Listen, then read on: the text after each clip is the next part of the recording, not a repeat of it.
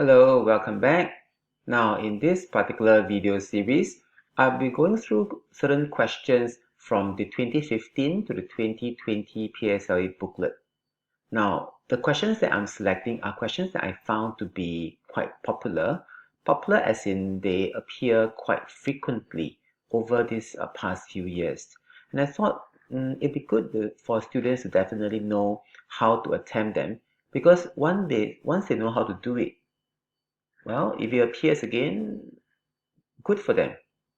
So in this video, we'll look at one type of question, which is this kind, where they will ask you to ask students to find out the states of matter at different given temperatures. Let's start. The table shows melting and boiling points of substances P and Q. All right, this is the given information. Then they ask the students, at which temperature are substances P and Q different in different states of matter?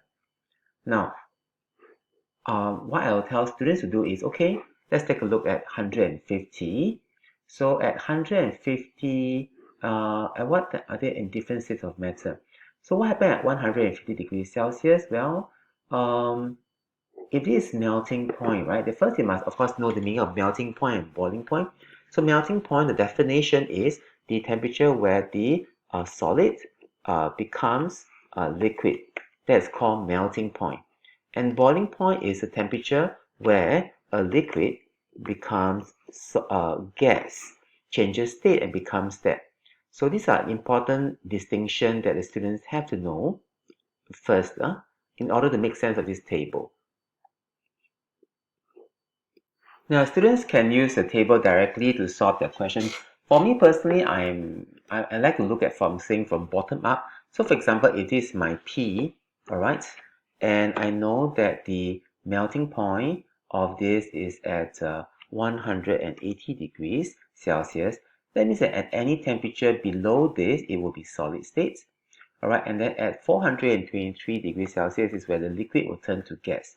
So what this means is that I know anything that falls within here will be a liquid, here would be a solid, and here will be a gas. Right? I hope you are following.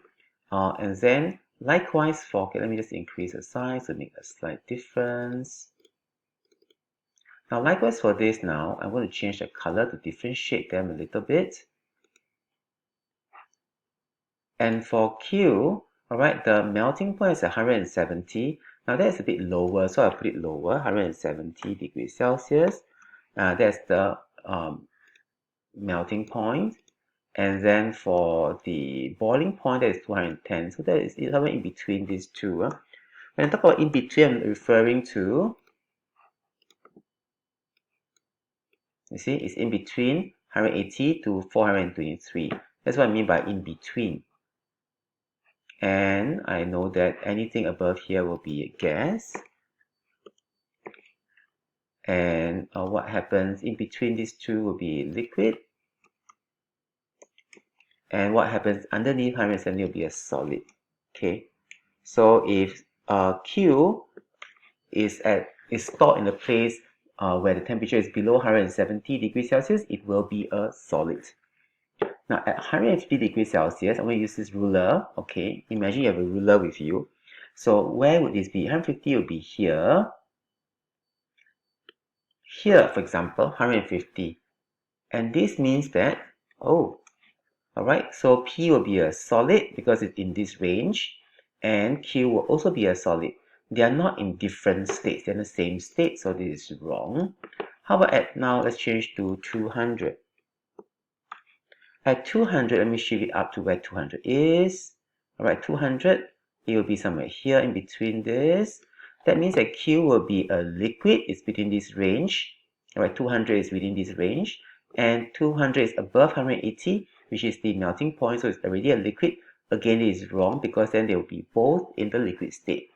Let's change now to 350, and that would be above here, in between these two. So 350 will be somewhere here. That means that for P will still be a liquid.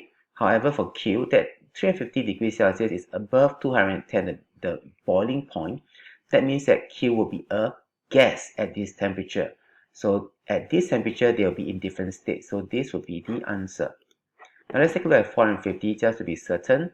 So at 450, all right, that will be way above this. All right, and that means that P will be a gas already, and so will Q. Therefore, this is not the correct answer. Answer is 3. So this is the way I would use to teach my students how to do this. Can I use a table here? I can. But I'm used to looking at a thermometer from bottom as it's 0 going up to 100. So that's how my brain works. So I prefer to arrange it from the smaller number below to a larger number above. If you can understand this from this orientation, well, you can use this directly. Let's take a look at the next one now. Substance QR is a liquid at 160 degrees Celsius and a gas at this. So using the same kind of working or model, all right, I'll have my R. I know that R will be a liquid at 160 degrees. Now here there's no boiling point, freezing point given, right? All we know is, okay, there's some state whereby it's solid and liquid at 160 degrees Celsius, it is a liquid. At 480 degrees Celsius, it is a gas. So, which of these is possible? Now, if you see that R melts at 120, let's try. Let's have R, let's have 120, and boiling point is 450. Going back to the same working here, I'm going to use these 3 terms. If that is true, if 120 is the melting point, therefore anything below here must be a solid. When we heat it up to 120, it will melt. That's why it's called melting point, right? And then boiling point is this. So in between these two will be liquid. And if it boils, it becomes a gas. Okay? Now let me just change the color to make it easier for us to study this. So what would it be at 160? 160 is here. 160 R is liquid. Okay, that is correct.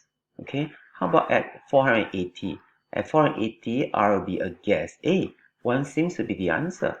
Okay, now let's double check with other things here. All right, let's take a look at the next one.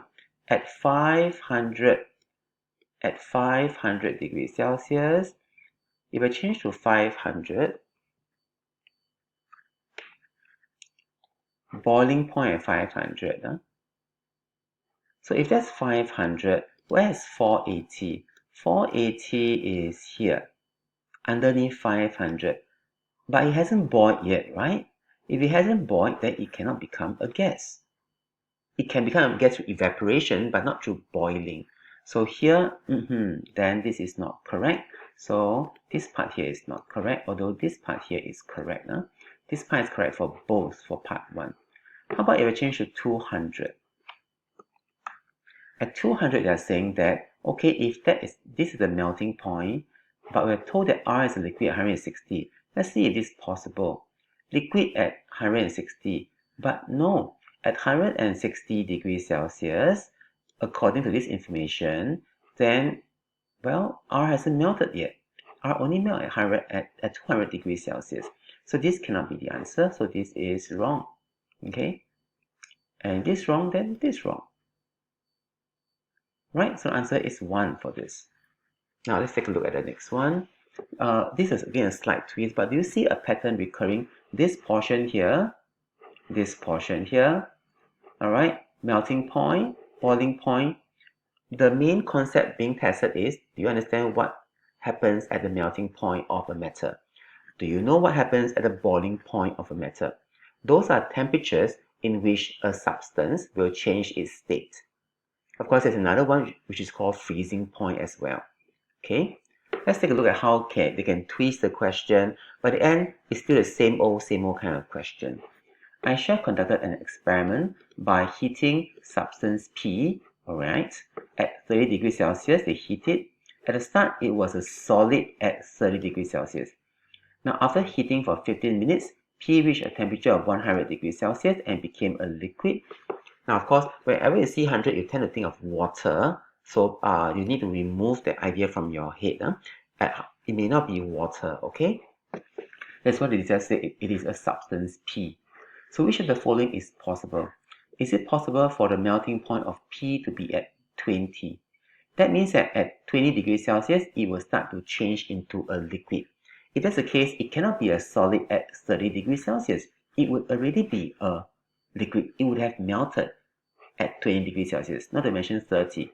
That tells you this two is wrong. Okay, at 30 degrees Celsius, it should, well, you can say it could be a solid, but it should be melting. It should be melting. Alright, so this one I'll put a question mark because I'm not sure. Could this be correct? Could it be wrong? I'm not sure. So I'll check this side. Okay, I'm definitely sure this is correct. Huh?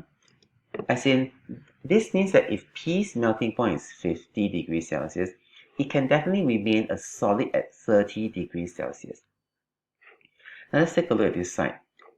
Now, just now we thought this is unsure, right? What if they say that P boils at 95?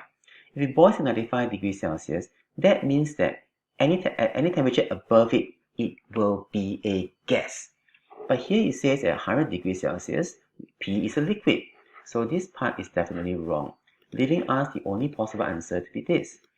Why? If the boiling point is 110, it remains then it changes from liquid to gas. Then of course it can remain a liquid at 100 degrees Celsius. Answer is 4. Next one. Again, we have, let's say, similar kind of idea, right? But here, be very careful. They are not giving boiling point, freezing point, melting point. They are merely telling you, alright, substance A is a solid at this temperature. They didn't say this is a melting point, freezing point, or boiling point. Now, this is quite an interesting question, the way it is designed. So if we just study this information in the table, you will see that this A has a very high melting point.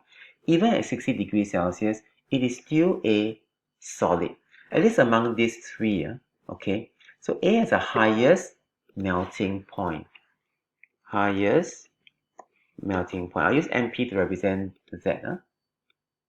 And I know that then B has a lower melting point.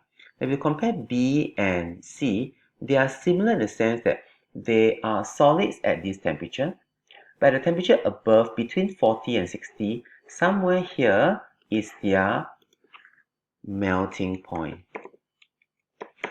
The melting point is somewhere in between here. Alright, so I'm going to enlarge it because this represents for the same for the both of them, between these two temperatures. And that also, and you know that melting point has a different name for it. Okay, this is also the temperature for this is similar to freezing point. Now, these two are not the same meaning, but the temperature is the same. What do I mean?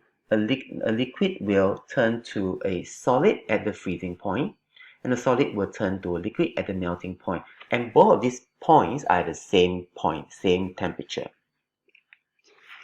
The boiling point of C is 60 degrees Celsius. I don't know if this is true. I cannot conclude from this information because it is still a liquid at 60 degrees Celsius. The melting point of B is 60. Well, I'm not sure because I know it's a liquid here. Alright, maybe not. I'm not sure. So I'm going to put a cross here. Because when I say correct, it means that it must be definitely correct. There's no ambiguity. There's no two ways about it. Now, A has the highest freezing point. Now, remember, we talked about melting point and freezing point is the same temperature. Alright, so it is true that the freezing point or the melting point of A is the highest among these three. Substance B has a lower boiling point than A. I have no idea because there's nothing that talks about becoming a gas. Alright, there's nothing that talks about them becoming a gas. Without knowing when they become a gas, alright, I won't know what is their boiling point. So this is also wrong. Answer for this is 3.